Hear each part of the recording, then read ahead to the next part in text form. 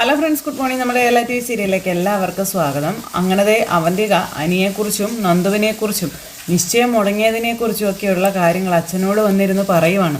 അപ്പോൾ അവന്തിക അനിയോട് സംസാരിക്കാൻ ചെന്നപ്പോൾ ഉള്ളിലെ സന്തോഷം മറച്ചു പിടിക്കാൻ ഒരുപാട് കഷ്ടപ്പെട്ട തന്നോട് അനിയേട്ട സംസാരിച്ചത് തുടങ്ങിയ കാര്യങ്ങളൊക്കെ പറയുമ്പം ഒരു പെണ്ണ് അസ്ഥിക്ക് പിടിച്ചു പോയാലേ അതങ്ങനെയാ മോളെ, ഒന്ന് മാറി വരാനേ ഒരുപാട് സമയം എടുക്കുമെന്ന് അച്ഛൻ മകളോട് പറഞ്ഞു കൊടുക്കുക. അപ്പോൾ അവിടെ ഇപ്പോൾ എല്ലാവരും ഫുട്ബോളിൻ്റെ ആവേശത്തിലായിരിക്കുമല്ലോ അല്ലേ? അതെ, മുത്തശ്ശനുൾപ്പെടെ എല്ലാവരും അതേന്ന് പറഞ്ഞു. അത് മുമ്പും അങ്ങനെയൊക്കെ തന്നെയായിരുന്നു. അയാൾ ലയണൽ മെസ്സിയുടെ ആളല്ലേ, ആ മൂർത്തി എന്ന് പറയുന്ന ആൾ. ആ വീടിനകത്തിന് മത്സരമായിരിക്കുമെന്ന കാര്യമൊക്കെ ഇങ്ങനെ പറയുവാണേ. ആ സമയത്ത് മോള് പറഞ്ഞിങ്ങനെ നിൽക്കുക. അപ്പോൾ അതിനേക്കാളും വലിയ മത്സരത്തിന് വേണ്ടിയിട്ടാണ് ഞാനിപ്പോൾ ദുബായിൽ നിന്ന് ഇങ്ങോട്ടേക്ക് വന്നത്. പക്ഷെ മുളയിലെ നമ്മളെ അയാൾ തളച്ച് കളഞ്ഞു എന്ന് നാഗേന്ദ്രൻ പറയുക. ഞാൻ തിരിച്ചടിക്കും മോളെ, അതിനു മുൻപ് എങ്ങനെയെങ്കിലും അനി നിനക്ക് സ്വന്തമാകണമെന്ന് അച്ഛൻ മോളോട് പറഞ്ഞു കൊടുക്കുക.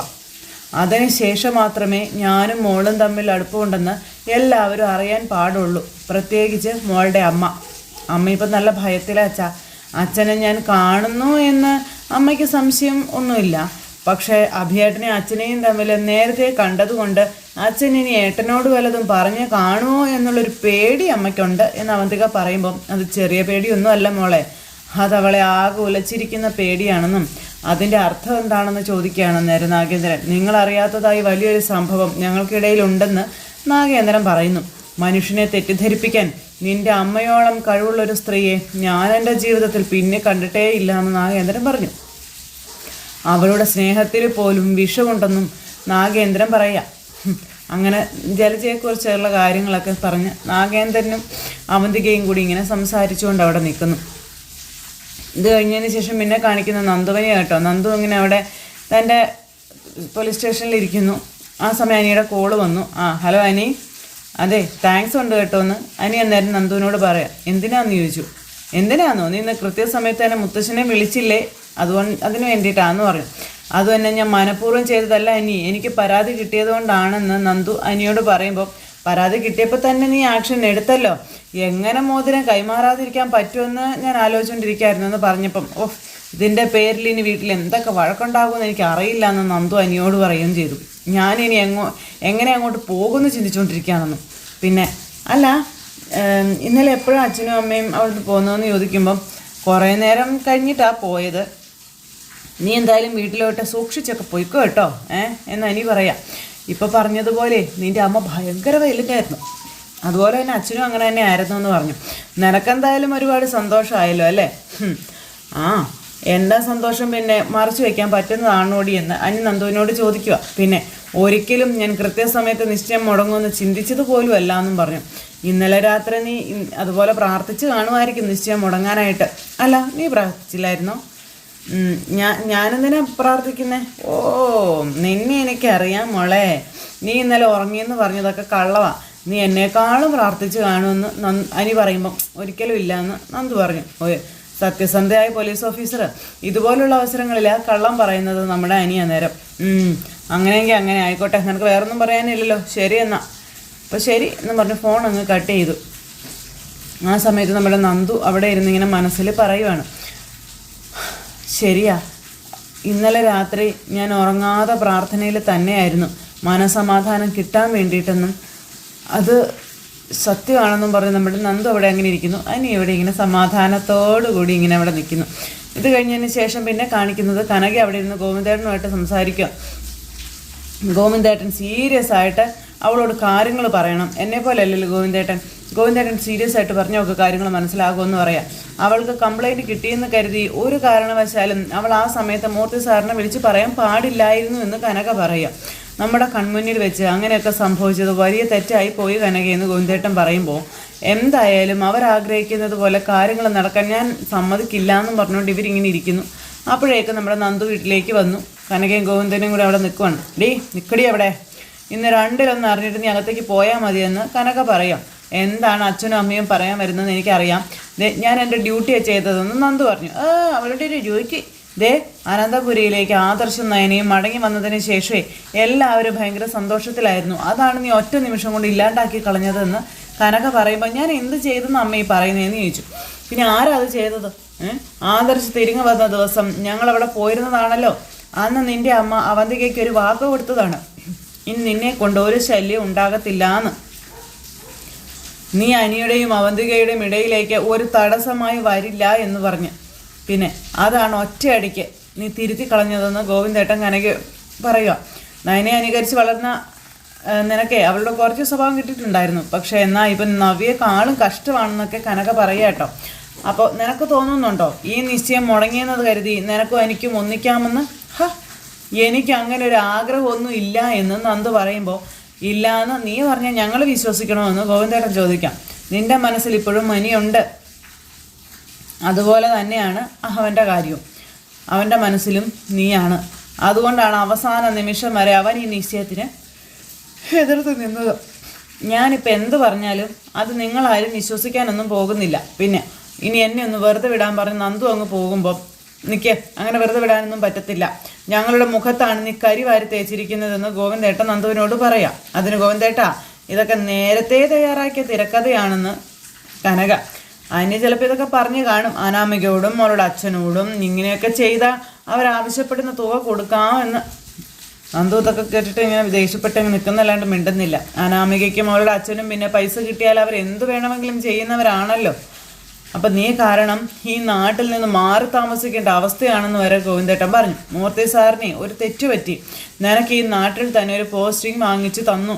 അതുകൊണ്ടാണ് നീ ഇപ്പോഴും അനിയെ കാണുന്നതും നിങ്ങൾ തമ്മിൽ സ്നേഹിക്കുന്നതും. ഇനി എന്നെ ഇതിൻ്റെ പേരിൽ കുറ്റപ്പെടുത്തിയാലേ ഞാൻ എൻ്റെ പാട്ടിനങ്ങ് പോകും.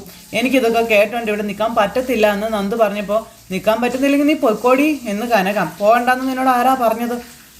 എന്നാ ശരി, ഞാൻ പോവുകയാണെന്ന് പറഞ്ഞ് നമ്മളോട് നന്ദു അങ്ങ് ഇറങ്ങി പോകുമ്പോൾ, അല്ല നീ എങ്ങോട്ടാ പോണേ? എങ്ങോട്ടെങ്കിലും ഞാൻ പോകും. എന്നെ വിശ്വാസം ഇല്ലാത്തവരുടെ അടുത്ത് ഞാൻ എന്തിനാ താമസിക്കുന്നതെന്നും പറഞ്ഞുകൊണ്ട് നമ്മുടെ നന്ദു അവിടെ നിന്ന് അങ്ങോട്ടേക്ക് ഇറങ്ങിപ്പോയി. നന്ദു അവിടെ നിന്ന് അങ്ങ് ഇറങ്ങിപ്പോയി കഴിഞ്ഞപ്പോഴത്തേക്കും, ദേ പോകണമെങ്കിൽ പോട്ടെ, ഇനിയിപ്പോൾ അനുനയിപ്പിച്ചവളെ തിരിച്ചു കൊണ്ടുവരാൻ നിൽക്കണ്ട, അത് കൂടുതൽ അപകടമാണെന്നും പറഞ്ഞുകൊണ്ട് നമ്മുടെ കനക പറയുക കേട്ടോ. നന്ദു അങ്ങ് പോയി. നമുക്ക് പറഞ്ഞുകൊണ്ട് കനക ഇങ്ങനെ അവിടെ നിൽക്കുക. ഇത് കഴിഞ്ഞ് എന്നെ കാണിക്കുന്ന ആദർശിനെയാണ്. ആദർശ് ഇങ്ങനെ അവിടെ വീട്ടിലിരിക്കുന്നു. ആ സമയത്ത് എന്തൊക്കെയോ മൊബൈലിൽ നോക്കി ആലോചിച്ചൊക്കെ ഇരിക്കുവാണ്. അപ്പോഴത്തേക്കും ദേവയാനി അങ്ങോട്ടേക്ക് വരികയാണ്. ദേവയാനി വന്നപ്പോൾ ആദർശ് ഇങ്ങനെ ആലോചനയിലായിരിക്കുന്നത്. അപ്പോൾ ആലോചനയിലിരിക്കുന്ന മകനെ കണ്ടു കഴിഞ്ഞപ്പോഴത്തേക്കും, മോനെ ദാ ചുക്ക് കാപ്പിയാ, ഇത് നിനക്ക് തൊണ്ടുവേദനയാണെന്ന് പറഞ്ഞില്ലായിരുന്നോ, ഇത് നല്ലതാണെന്ന് പറഞ്ഞ് അമ്മ കൊടുക്കുന്നത്. ആ സമയത്ത് അത് കുടിച്ചിട്ട് മോൻ ഇങ്ങനെ അവിടെ ഇരിക്കുവാണ്. ആ സമയത്ത്, അതെ അമ്മേ, ഈ നാഗേന്ദ്രൻ ചെയ്ത തെറ്റെന്താണെന്ന് ആരും വ്യക്തമായിട്ട് പറയുന്നില്ലല്ലോ അമ്മേ. അമ്മയ്ക്ക് അതേപ്പറ്റി എന്തെങ്കിലും അറിയാവോ എന്ന് ചോദിച്ചു. അപ്പോൾ എനിക്കും കൃത്യമായിട്ടൊന്നും അറിയില്ല മോനെ, എല്ലാം അറിയാവുന്ന നിൻ്റെ മുത്തശ്ശനാണെന്ന കാര്യം പറയുക അന്നേരം ദേവയാനി. അച്ഛനാണെങ്കിൽ നാഗേന്ദ്രൻ എന്ന പേര് കേൾക്കുന്നതേ ദേഷ്യമാണെന്നും പറഞ്ഞു. ഇനിയിപ്പോൾ മോനെന്തിനാ അവൻ്റെ കഥകളൊക്കെ അറിയുന്ന, അതിൻ്റെ ആവശ്യം എന്താണെന്ന് ചോദിക്കുമ്പം, അല്ല ഇത്രയ്ക്കൊക്കെ ആയില്ലേ അമ്മേ, ഇനിയിപ്പോൾ അതുകൂടി അറിയുന്നത് കൊണ്ട് എന്താ കുഴപ്പം? എടാ മോനെ, നിനക്കൊരു ശങ്കരൻ ചേട്ടനെ അറിയാവോ എന്ന് ചോദിച്ചു. നമ്മുടെ ജ്വല്ലറിയിലുണ്ടായിരുന്ന സ്വർണ്ണപ്പണിക്കാരൻ ശങ്കരൻ ചേട്ടൻ. എനിക്കറിയാം, കഴിഞ്ഞ വർഷം ജ്വല്ലറിയുടെ വാർഷികത്തിന് അദ്ദേഹം വന്നായിരുന്നല്ലോ. എല്ലാ വർഷവും അദ്ദേഹം വരാറുണ്ട്. അദ്ദേഹത്തിന് നിൻ്റെ അച്ഛനേക്കാളും ഇളയച്ചനേക്കാളും ഇതേപ്പറ്റിയൊക്കെ അറിയാമെന്ന് ദേവയാനി പറയാം. പിന്നെ എന്നാലും അത് പൂർണ്ണമായിട്ട് അറിയാമോ എന്ന് എനിക്കറിയത്തില്ല. സ്വർണ്ണപ്പണിക്കാരനായിരുന്നെങ്കിലും ഒരു സമയത്ത് അച്ഛൻ്റെ വിശ്വസ്തനായിരുന്നു അദ്ദേഹം. പിന്നെ അച്ഛനാണെങ്കിൽ എല്ലാം അയാളുമായിട്ട് സംസാരിക്കുകയും ചെയ്യായിരുന്നു. അതുകൊണ്ടാണ് കമ്പനിയിൽ നിന്ന് പിരിഞ്ഞു പോയിട്ടും അച്ഛൻ അയാൾക്ക് സാമ്പത്തിക സഹായങ്ങളൊക്കെ ചെയ്തുകൊണ്ടിരിക്കുന്നതെന്ന് ദേവയാനി പറയാട്ടോ. നിനക്ക് നാഗേന്ദ്രൻ്റെ ചരിത്രം അറിയണം എന്ന് നിർബന്ധമാണെങ്കിൽ ശങ്കരൻ ചേട്ടനെ ഒന്ന് കണ്ടു നോക്കാൻ പറഞ്ഞു. ശരിയമ്മേ, അതറിഞ്ഞു കഴിഞ്ഞാൽ നാഗേന്ദ്രൻ ഏതൊക്കെ രീതിയിൽ സഞ്ചരിച്ചു എന്ന് എനിക്ക് മനസ്സിലാകുമല്ലോ എന്ന് പറയാതെ ആദർശം. ഇപ്പം അയാളുടെ എല്ലാ പദ്ധതികളും നമ്മൾ പൊളിച്ചിട്ടുണ്ട്, എങ്കിലും അയാൾ ഇവിടെ തന്നെ ഉണ്ട്, അയാളുടെ ജ്വല്ലറിയിൽ. അത് നമുക്ക് ശരിക്കും ഭീഷണിയായിട്ടുള്ള കാര്യം തന്നെയാണ്. എന്നാൽ മോനെ ശങ്കരൻ ചേട്ടനെ ഒന്ന് കണ്ടു നോക്കാം എന്ന് പറഞ്ഞ് നമ്മുടെ ദേവയാനി അവിടെ നിന്ന് പോയി. അങ്ങനെ സത്യം കണ്ടെത്താനായിട്ടുള്ളൊരു മാർഗം ദേവയാനി പറഞ്ഞു കൊടുത്തു ആദർശിന്. അത് കഴിഞ്ഞതിന് ശേഷം പിന്നെ ഈ കാര്യങ്ങൾ ചെന്ന് ആദർശ് നയനിയോട് പറയാം. നമ്മുടെ ജ്വല്ലറിയിൽ പഴയൊരു സ്വർണ്ണപ്പണിക്കാരനുണ്ടായിരുന്നു, ഒരു ശങ്കരനങ്കിൾ.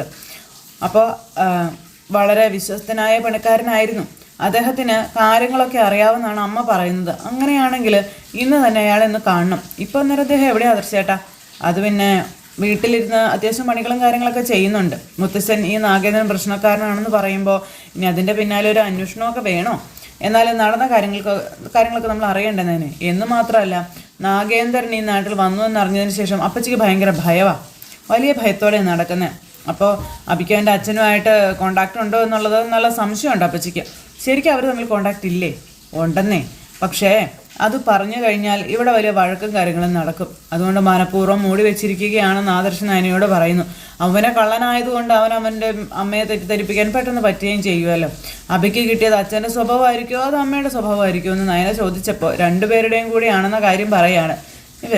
ആദർശ ആ സമയം തന്നെ കോള് വന്നു. അച്ഛനാണല്ലോ വിളിക്കുന്നത്, ഇവിടെയുള്ള ആളെന്തിനാ എന്നെ ഫോണിൽ വിളിക്കുന്നത് എന്ന് ചോദിച്ചു ഫോൺ എടുത്തു.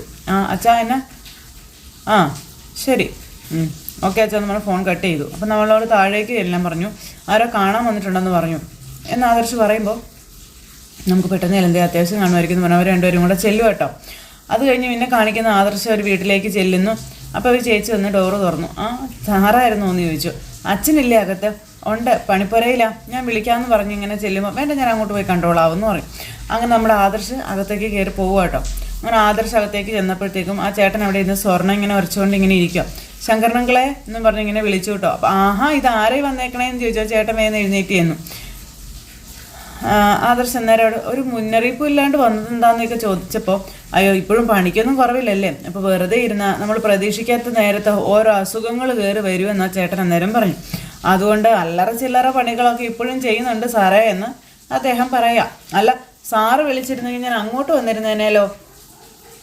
അങ്ങോട്ട് വന്ന് കാണേണ്ട കാര്യമല്ല, അതുകൊണ്ടാണ് ഞാൻ ഇങ്ങോട്ടേക്ക് വന്നത്. അപ്പം എന്നെ കൊണ്ട് എന്തെങ്കിലും അത്യാവശ്യം ഉണ്ടോ സാറേ എന്ന് ചോദിച്ചപ്പം അത് അങ്കിൾ തിരക്കിലാണോ എന്ന് ചോദിച്ചു. എത്ര തിരക്കുണ്ടെങ്കിലും സാറിന് വേണ്ടി അതൊക്കെ മാറ്റിവെക്കാൻ എനിക്ക് സന്തോഷം മാത്രമേ ഉള്ളൂ സാറേ എന്ന് അദ്ദേഹം പറഞ്ഞു. ഞാൻ വന്നത് പഴയ ചില കഥകൾ അറിയാൻ വേണ്ടിയിട്ടാണെന്ന് പറയുമ്പം അല്ല എന്താ സാറേ എന്ത് കാര്യമാണ് എന്ന് ചോദിച്ച അദ്ദേഹം ഇങ്ങനെ നിൽക്കുമ്പോൾ ഞാൻ വന്നത് ഞങ്ങളുടെ തറവാട്ടിൽ നിന്ന് പുറത്താക്കപ്പെട്ട ഒരാളെ പറ്റി അറിയാനാണെന്ന് പറയണു. വേറെ ആരെയും പറ്റിയല്ല കേട്ടോ, നാഗേന്ദ്രനെ പറ്റിയാണെന്ന് പറഞ്ഞപ്പം ഒന്നും പറഞ്ഞുകൊണ്ട് അദ്ദേഹം ഇങ്ങനെ ആകെ വല്ലാത്തൊരിതിൽ ഇങ്ങനെ നിൽക്കുക. ആ പേര് കേട്ടപ്പോൾ തന്നെ അങ്കിളിൻ്റെ മുഖത്ത് നല്ല മാറ്റം വന്നല്ലോ. അത് പിന്നെ സാറേ മറക്കാൻ ശ്രമിക്കുന്ന കാര്യങ്ങളാണ് അതൊക്കെ എന്ന് ഈ ചേട്ടൻ അന്നേരം പറഞ്ഞു. സാർ അതേപ്പറ്റി പറഞ്ഞത് എന്ന് പറഞ്ഞപ്പം അങ്ങനെ പറയുമ്പോൾ കാര്യമായിട്ട് എന്തൊക്കെയാണ് നടന്നിട്ടുണ്ടെന്ന് വേണമല്ലോ പറയാൻ. അയാൾ എന്തൊക്കെയോ ചതിയും വഞ്ചനയൊക്കെ കാണിച്ചിട്ടുണ്ടെന്നുള്ളത് എനിക്കറിയാം. അപ്പോൾ അന്നത്തെ സംഭവങ്ങളൊക്കെ അതേപടി ഇപ്പോഴും എൻ്റെ മനസ്സിലുണ്ടെന്നുള്ള കാര്യം അദ്ദേഹം പറയുകയാണ് ആദർശിനോട്. അപ്പോൾ സാറേ എത്ര മറക്കാൻ ശ്രമിച്ചാലും അത് മറക്കാൻ പറ്റുന്നൊരു കാര്യമല്ല സാറേ എന്ന് അദ്ദേഹം പറഞ്ഞു. അപ്പോൾ നമുക്ക് ഇവിടെ ഇരുന്ന് സംസാരിക്കണമെന്നില്ല, ഒന്ന് പുറത്തേക്ക് പോകാം എന്നൊക്കെ പറഞ്ഞപ്പോൾ അങ്കിളിന് പണി വല്ലതൊന്ന് തീർക്കാനായിട്ടുണ്ടോ എന്ന് ചോദിച്ചു. അപ്പം ഞാൻ പറഞ്ഞില്ലേ എത്ര വലിയ തിരക്കുണ്ടെങ്കിലും അതൊക്കെ സാറിന് വേണ്ടി മാറ്റി വയ്ക്കാൻ ഞാൻ തയ്യാറാണെന്ന്. അപ്പോൾ ഞാൻ ഇപ്പോൾ വരാം, സാറ് ഒരു കാര്യം അവിടേക്ക് ഇരിക്കും, ഞാൻ റെഡി ആയിട്ട് വരാമെന്ന് പറഞ്ഞ് അങ്ങനെ ആദർശനെ പറഞ്ഞു വിട്ടിട്ട് ആ ചേട്ടൻ ഇങ്ങനെ അവിടെ നിൽക്കുവാണ്. ആ മനുഷ്യൻ എന്നിട്ട് എന്തൊക്കെയോ ഇങ്ങനെ ആലോചിച്ച് അവിടെ നിൽക്കുക. അത് കഴിഞ്ഞു പിന്നെ ഇവർ രണ്ടുപേരും കൂടെ പോയി കാണുക കേട്ടോ. അപ്പോൾ രണ്ടുപേരും കൂടെ പോയി പുറത്തൊരു സ്ഥലത്ത് നിൽക്കുന്നു. അല്ല പഴയ കഥകളൊക്കെ സാറിനും അറിയാമായിരിക്കുമല്ലോ. വളർത്തുമകളാണെങ്കിലും 2 ആൺമക്കൾക്ക് താഴെ അനന്തപുര തറവാട്ടിലേക്ക് വന്ന മകളാണ് ജലജ എന്ന കാര്യം ആ ചേട്ടൻ പറഞ്ഞു. അതുകൊണ്ട് അവിടുത്തെ അമ്മയ്ക്കും മൂർത്തി സാറിനും ജലജ ജീവനായിരുന്നു എന്ന കാര്യവും പറഞ്ഞു. അതിനുശേഷം ഒരു പെൺകുട്ടി ജനിച്ചെങ്കിലും അവർക്ക് ജലജയോടുള്ള സ്നേഹത്തിന് ഒരു കുറവും വന്നില്ല എന്ന് പറഞ്ഞു. അത് മുത്തശ്ശനും മുത്തശ്ശിയും ആവശ്യത്തിലധികം സ്നേഹം കൊടുത്താണ് അവരെ വളർത്തിയത്. മൂർത്തി സാറിൻ്റെ സ്വഭാവ മഹിമയൊക്കെ ആ വീട്ടിലുള്ള മിക്കവർക്കും കിട്ടി. പക്ഷെ അതൊന്നും തൊട്ടു തീണ്ടാതെ പോയത് ഈ വളർത്തുമകൾ കാണുന്ന കാര്യം അദ്ദേഹം പറഞ്ഞു. അല്ല അത് പറയാതിരിക്കാൻ പറ്റത്തില്ല, പറയുന്നതിൽ തെറ്റൊന്നുമില്ല, ഞാനത് അങ്ങോട്ട് പറയാൻ തുടങ്ങുമായിരുന്നു എന്ന് ആദർശ് പറഞ്ഞപ്പം അച്ഛനും അമ്മയും ഇല്ലാത്ത കൊച്ചല്ലേ, അതിൻ്റെ ഒരു പരിഗണന ഈ ജലജയ്ക്ക് നന്നായിട്ട് കിട്ടിയിട്ടുണ്ട്. അതുകൊണ്ടാണ് സുമുഖനും സുന്ദരനുമായ ഒരു ചെറുപ്പക്കാരൻ വന്നപ്പോൾ ജലജയ്ക്ക് വേണ്ടി അയാളെ തിരഞ്ഞെടുത്തത് എന്ന കാര്യം ഇദ്ദേഹം പറഞ്ഞു. അയാൾ ശരിക്കും നല്ലവൻ തന്നെയായിരുന്നു നാഗേന്ദ്രൻ. പക്ഷേ മുത്തശ്ശന് ആ അഭിപ്രായം ഇല്ലല്ലോ. അപ്പോൾ അപ്പച്ചിക്കും അയാളുടെ പേര് പറയുമ്പോൾ ശരിക്കും ദേഷ്യമാണല്ലോ. എൻ്റെ നാവുകൊണ്ട് ഞാൻ അങ്ങനെ പറയില്ല സാറേ, കഥകൾ ഒരുപാടുണ്ട്, ആരും അറിയാത്ത കഥകൾ. ഇന്നത്തെ മൂർത്തി ജ്വല്ലറി മൂർത്തി സാറിൻ്റെ കാലത്താണ് പ്രതാപത്തിലേക്ക് വന്നത്. അതിനു മുമ്പും സ്വർണ്ണ ബിസിനസ്സും കാര്യങ്ങളൊക്കെ ഉണ്ടായിരുന്നു അനന്തപുരക്കാർക്ക്. ജലജയുടെ ഭർത്താവ് എന്ന നാഗേന്ദ്രൻ മേൽനോട്ട് ഏറ്റെടുത്തതോടെ ഒരു കുതിച്ചുകയറ്റമായിരുന്നു മൂർത്തി ജ്വല്ലറിക്ക് ഉണ്ടായിരുന്നത്. പിന്നെ മിടുക്കനായിരുന്നു അയാൾ.